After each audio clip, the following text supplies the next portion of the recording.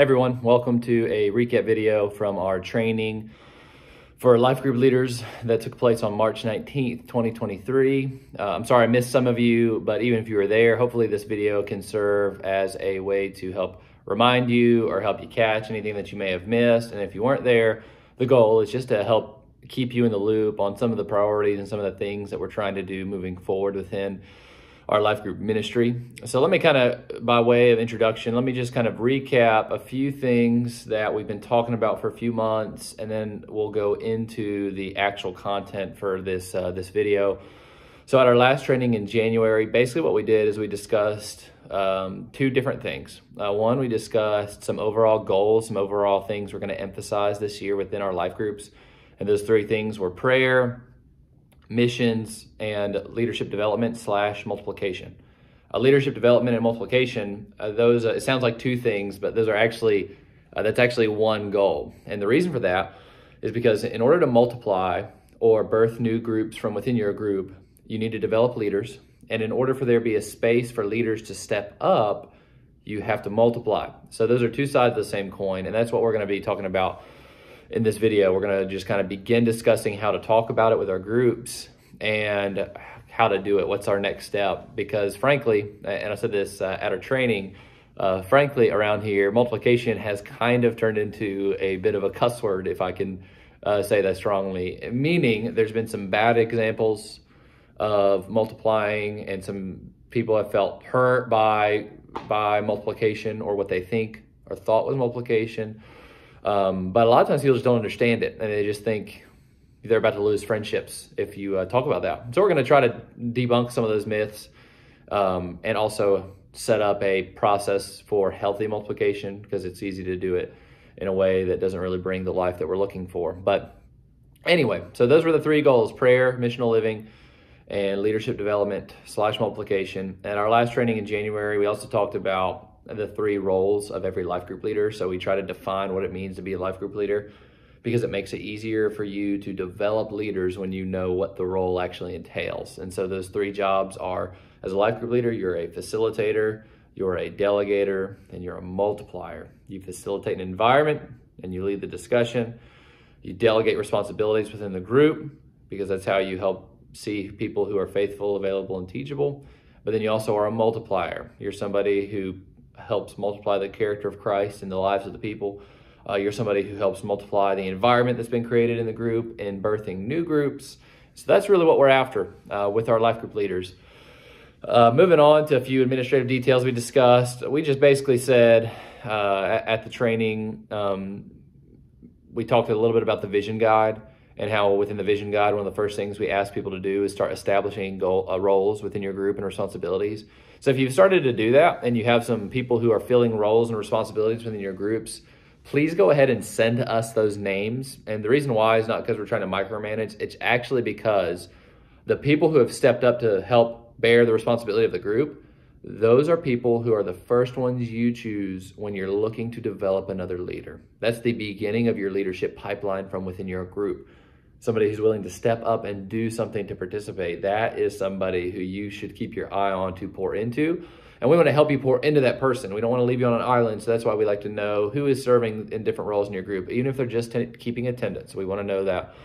So please send that to us. Thank you you guys have improved greatly, honestly, in submitting attendance, and please continue to be faithful in doing that. It just helps us shepherd our people well and take church membership seriously. It helps us know where people are when they need something from the church body. And when we know they're in a life group because you've been submitting attendance and you're letting us know that they're there, then it helps us know how to best care for people.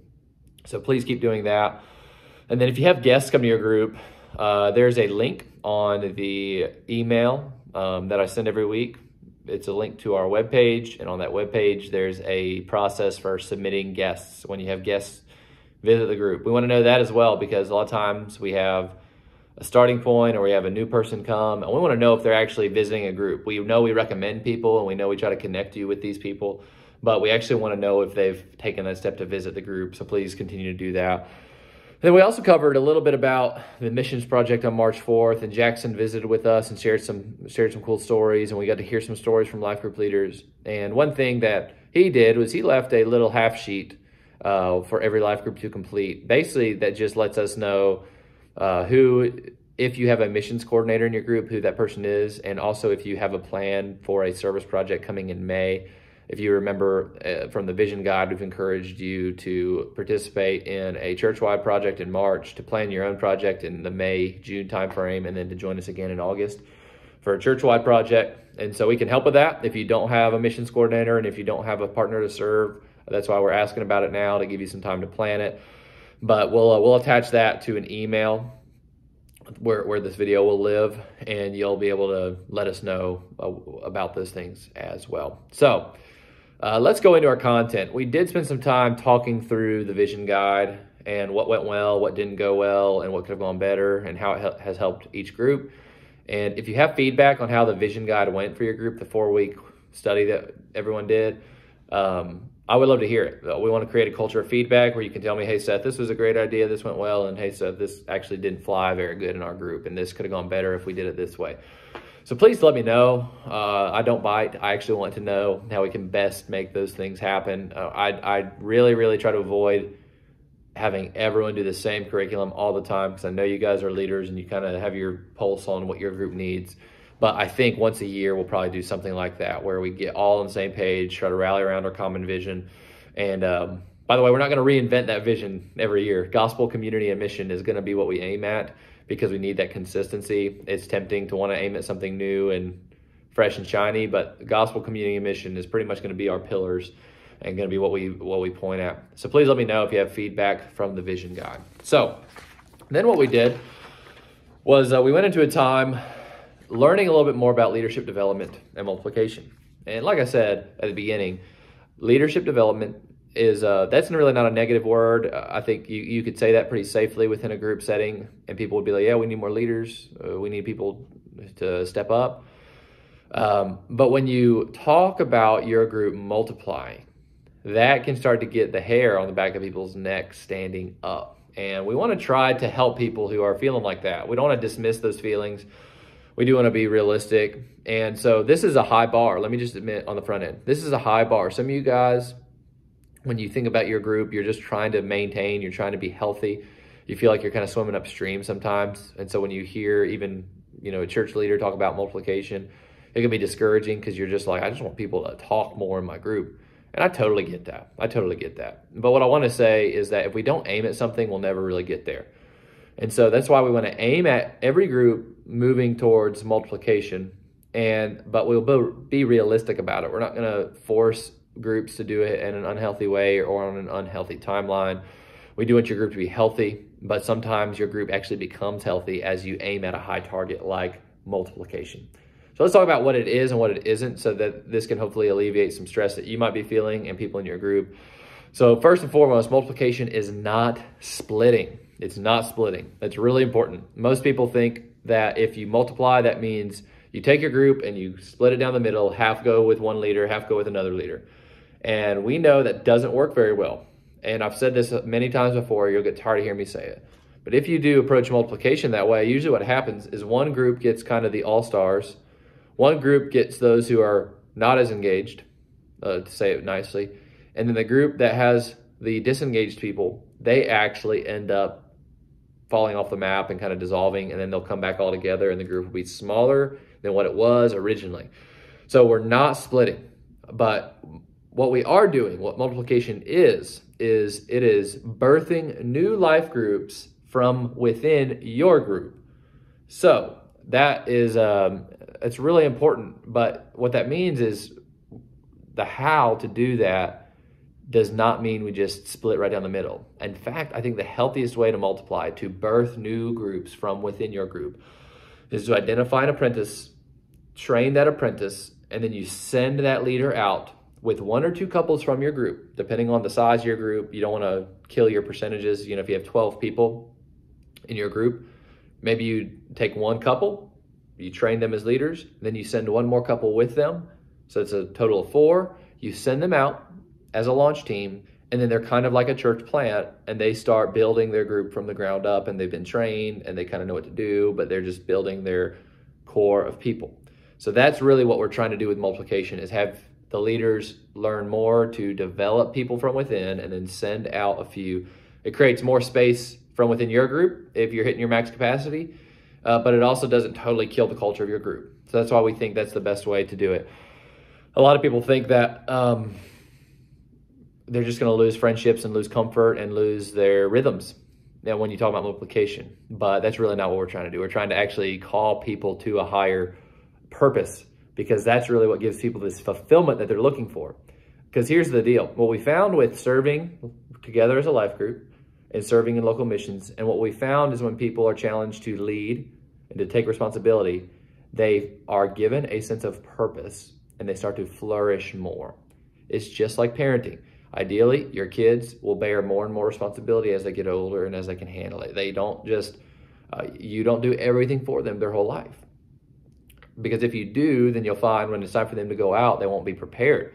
And so it's the same with people in our life group. We want to prepare them along the way and then send them out to bear more. And so that's really a key here.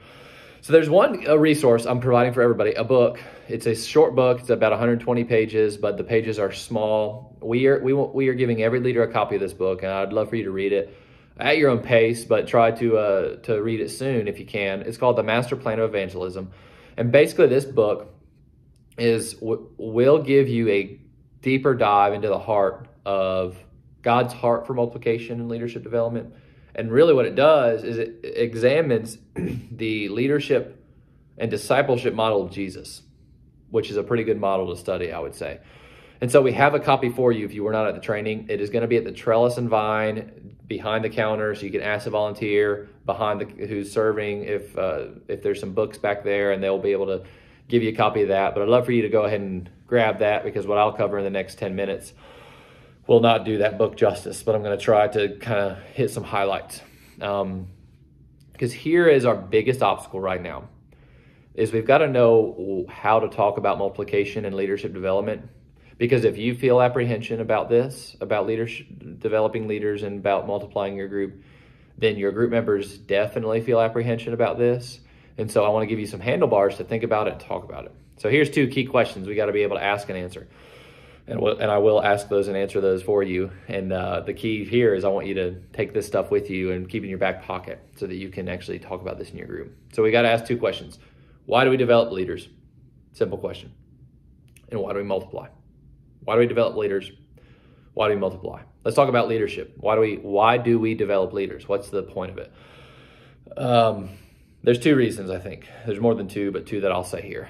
The first reason is if you pay attention to the scriptures and pay attention to how the world works, like how reality operates, God has designed creation as a world that functions best through delegated responsibility. That's a big sentence, so hopefully I'll simplify it. Essentially, God has delegated responsibility in taking care of this world, and it functions best when we live within that framework. Think about the creation story. When Adam and Eve are created, they're told to what? They're told to rule, to keep the land. God probably would have been a great farmer. He probably could have done it himself. But he delegates responsibility over his creation to his human images. That's why the idea of the image of God is so important. The image of, or the theology of work is so important. But God has created a world to function best through through delegated responsibility.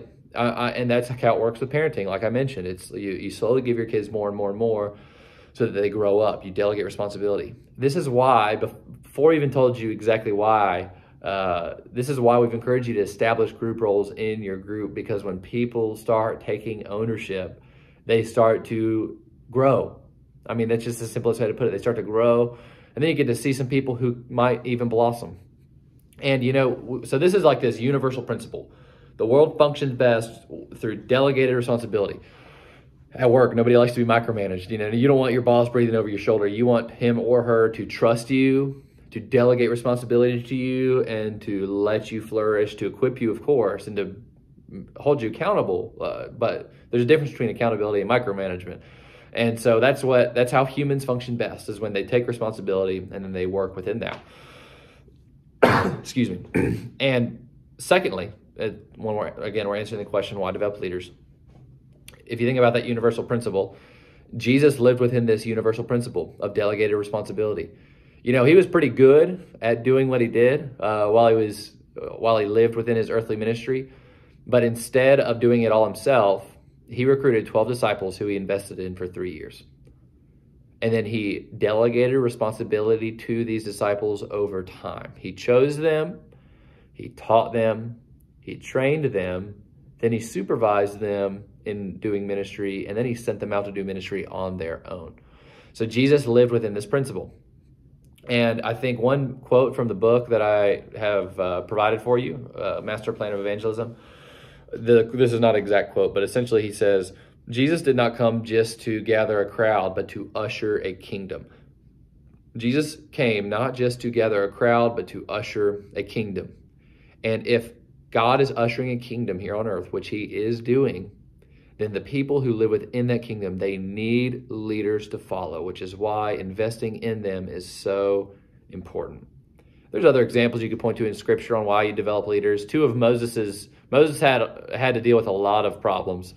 So you could spend a lot of time talking about that. But 2 issues he had to deal with actually stemmed from his failure to delegate leadership. If you think about Exodus 18 and Numbers 11, in Exodus 18, his father-in-law tells him, Moses, you can't carry this load. You are bearing the responsibility of all these problems for the people of Israel. You need to delegate judges over the people who can help mitigate some of these disputes. And so Moses delegated authority, and things started to go better. And so we see this as a creation, as this theme in creation, that God wants to give responsibility to people so they can flourish and have purpose and grow. That's why we develop leaders, is because God has created the world to function best when there's leaders. And Jesus did the same thing. He had 12 disciples, and he invested in them. One last kind of cool thing, you think about the idea of God's kingdom, like I just mentioned, and you think about Jesus having 12 disciples. There's a lot of theological significance behind Jesus choosing 12 disciples, and it has to do with God's kingdom. So you think about, if you are familiar with the Old Testament, there's 12 tribes of Israel. They were supposed to make up one kingdom. Of course, there was division, and they turned into 2 kingdoms, and then it all went haywire. But the 12 tribes of Israel are supposed to make up one kingdom. So symbolically, Jesus chooses 12 men to symbolically represent the 12 tribes of Israel, because he's trying to show the world he's ushering a kingdom, God's kingdom. And when people live within God's kingdom and live within his reign, they flourish. That's how you get back to Eden, so to speak. And this world won't be perfect until the curtain of history is pulled back and God makes all things new. But if you want to invite the kingdom of God into your sphere of influence, it just involves investing in people and developing leaders. Side note, our church is seeing a lot of momentum with young families right now. We've got a lot of young families who are joining us for the first time. And so very practically, we just need more life groups where people can be discipled, where people can grow, where they can have community. So it's just so important that we take leadership development seriously. But let's talk about the second side of it, multiplication. We need somewhere for these leaders to serve. So that's why we need to multiply life groups. We need to birth new life groups. So there's a few things I want to mention. I won't spend as much time talking about this because I have one more thing to talk through. There are some very, very common texts that you might be so familiar with that they've lost their punch with you when you think about disciple making and multiplication. But I want you not to assume that these 2 texts I'll share with you are really familiar to your life group. You should probably start, if you want to cast a vision for multiplication, you should start with 2 key texts. I would say Matthew 28, 18 through 20, the Great Commission. And then you should start with 2 Timothy 2:2, which is Paul's letter to Timothy, where I don't have it in front of me, but so it's not an exact quote, but essentially Paul says, hey, Timothy, take what you've learned and entrust it to faithful men who will then invest in other people. That's really what we're trying to do. Now, because sometimes we've heard these so many times that they've lost their punch, start here when you're talking about multiplication so people can learn these key texts. And then you can find other creative ways to talk about it. So I think the main little phrase I would, if you don't remember anything else, lock this in.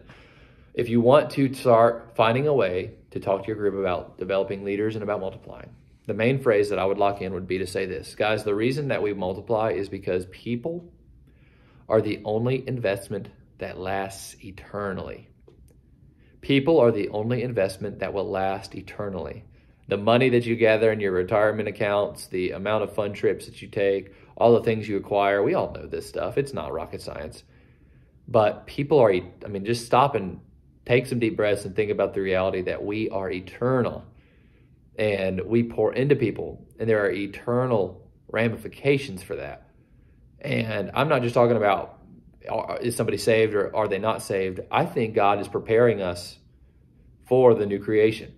And so we actually get to practice what it's like to be in the new creation as we grow here in our broken world. And so that's just so cool to think about. And when you multiply your group so that more people can be invited in, and when you develop leaders so that more can step into those roles, it's just an incredible investment in people. So that's really why we do it. So just say that, because people's objections to multiplication are going to center around comfort. It's uncomfortable. I have a hard time making friends, and I finally found friends. So I'm nervous about you telling me I got to go somewhere else. And so we've got to have a higher calling. We've got to have a greater good. And that greater good is that there are more people out there within our church walls who need environments to grow.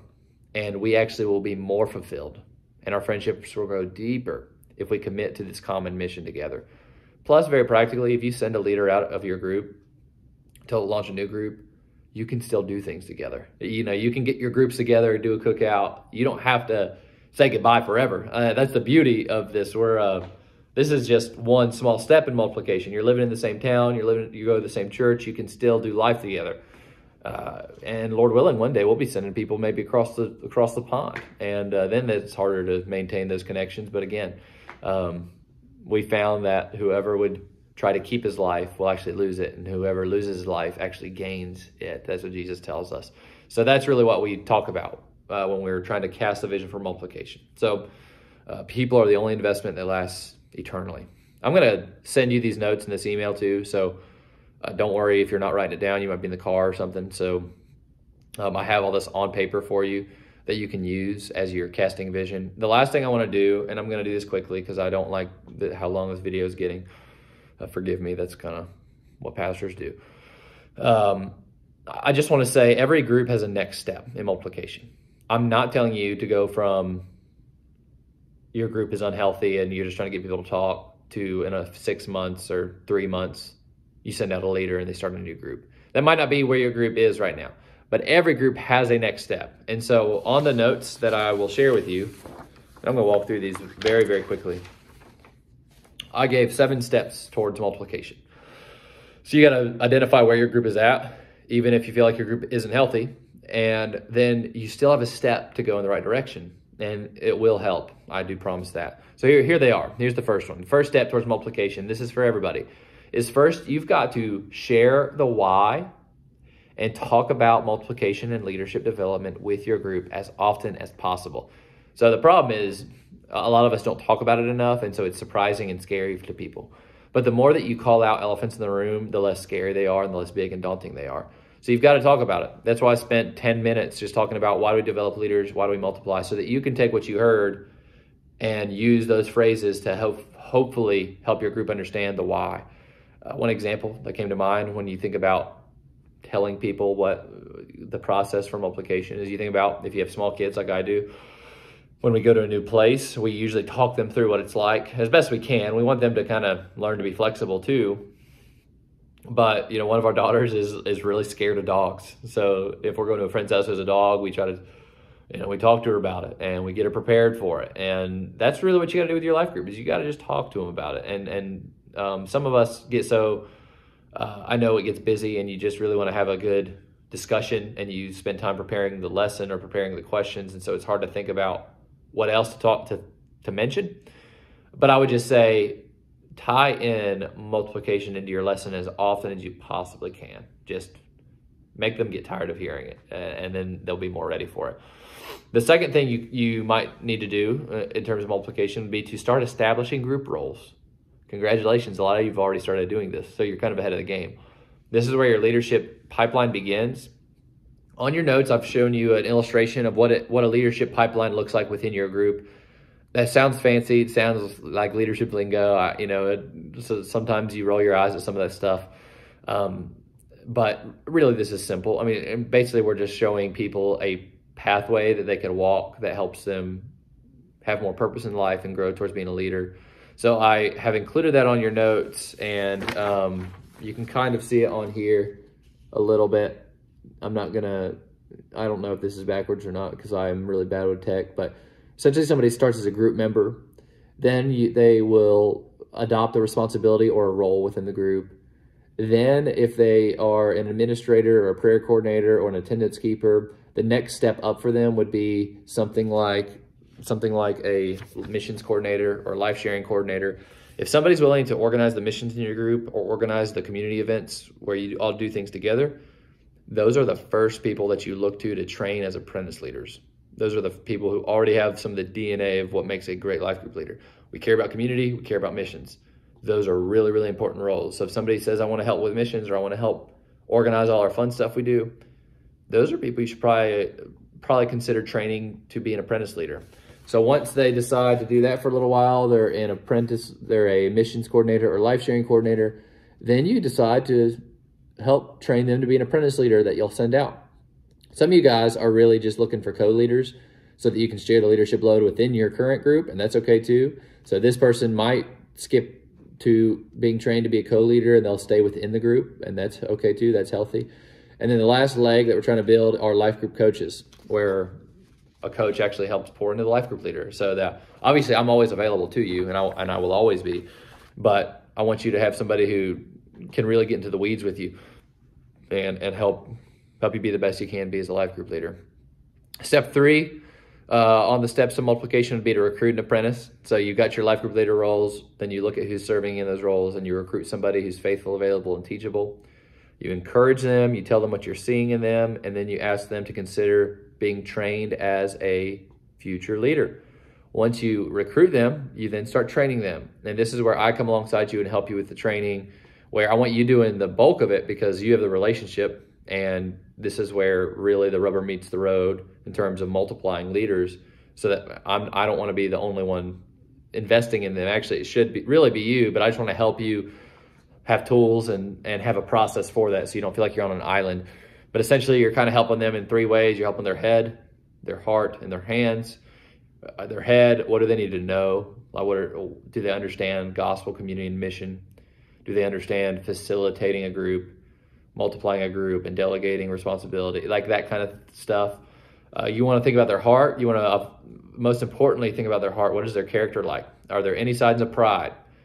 Does this person want to be a life group leader because it gives them influence and they think they have an unhealthy desire for that? It's okay to want to be a life group leader. That's actually a noble thing to aspire to, but you can kind of tell if somebody aspires to that to feed their own ego. And so that's really why we have we have an application process where I kind of can be the bad guy if it seems like there's some signs of pride. Somebody wants to be a life group leader, that come and talk to you about it. You don't know how to say no to them, and I can kind of help with that. I want you to be able to have hard conversations with them too, but there's some checks and balances as well that I want to provide for you. And then you also want to think about, when you're training an apprentice, their hands. What skills do they need to know? How long do you let the silence sit in your life group when you ask a question and nobody answers? You know, they need to know it's okay to let that sit for a little while. They need to know what kind of questions to ask, and they need to know even how to handle a difficult conversation with somebody, how to handle conflict. And some of us even could, conflict is difficult for everyone. And so I'm not saying that every life group leader, current life group leader, just feels really confident in handling it. But that's something we still want to help people learn to do better. And so, which, by the way, I didn't mention this last night, but Dr. Quartz has recorded a really, really insightful video on dealing with conflict in the church that we will highlight and send out very soon so that you can have some training on that as well. So fourthly, you recruit and train a life group or apprentice leader. Number 5, once you've trained your apprentice leader, or as you're training your apprentice leader, you then help them recruit a launch team. You send out a couple or 2 couples from your group to help be a part of the core team with this new group. And you also can talk to other life group leaders to see if they have other people who want to be sent out. That's another way to fold this concept into life groups. Even if you're not ready to, even if your group isn't healthy enough to where there's a leader that's coming up out of the ranks, there might be a couple who is ready to be sent out to help start a new group. And so you can go help another life group by sending somebody from your group.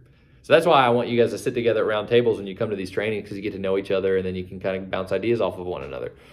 So you recruit a launch team, number 5. Number 6, once you've got a launch team ready, you commission the group. What is celebrated is repeated. So you'll host a group gathering where you get the new leader and their launch team together, and you pray over them, you celebrate them, you just have a good time, and you send them off to go and start their new endeavor. And that really makes this a positive thing, because multiplication gets unhealthy when somebody kind of steps back from the group, and then a month or two later, they end up in another group and they're the leader. That's what some have experienced, and that's when it can really, really create some tension and some heartburn. So that's why we want to commission and be open about it. We want to be as open and honest and vulnerable as possible. Like, guys, this is what we're doing. We're obviously sad to not see these people as much, but this is the Great Commission, to be sent out to make more disciples. Then after you commission the group, you then support them through prayer and encouragement and coaching. And that's what you do. You just stay in touch with them. So that's the 7-step process. And I don't know where you're at on that process, but at very least, we need to start talking. You talk about it. You establish roles, you recruit an apprentice, you train the apprentice, you help with the launch team, recruiting the launch team, you then commission that group, and then you encourage them and coach them. So that's basically the gist of what we covered last night. The video is longer than I hoped it would be, but this is a sensitive topic, and I'm aware of that. And I want you to know, please talk to me if you have questions, if this makes you uncomfortable. I want to be open with your objections and talk about it. I know it can be difficult, but I think we're at a point with many of our groups where you're ready to start developing a leader, and you're ready to look towards multiplication. And I think God is going to bless that. And here's the thing. This is not up to us. Psalm 127, claim this as your own. Unless the Lord builds a house, those who build it labor in vain. So God is going to be the one who ultimately builds the house and gets the credit.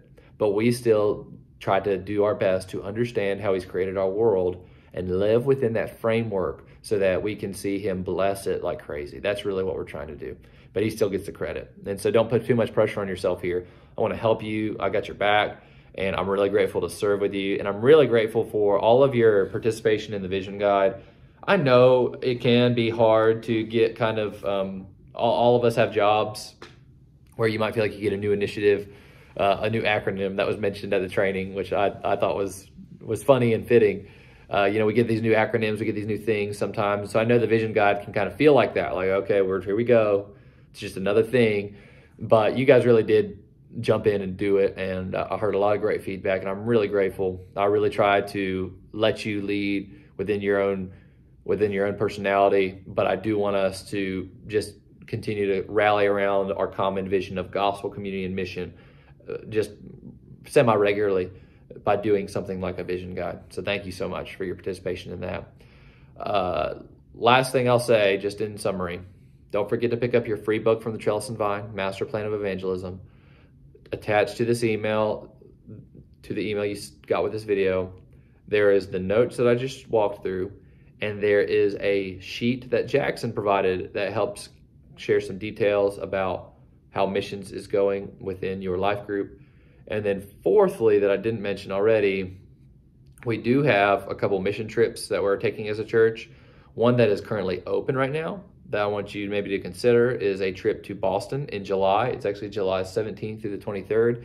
And if you want to know more info about that, you can call Jackson. And you can also go to cglife.org/outreach, and we have some information on our mission trips on there that you can check out. Thank you so much for all you do. Thank you for the way that you lead and the way that you serve. I really, really love doing life with you and serving with you, and I hope you have a great week.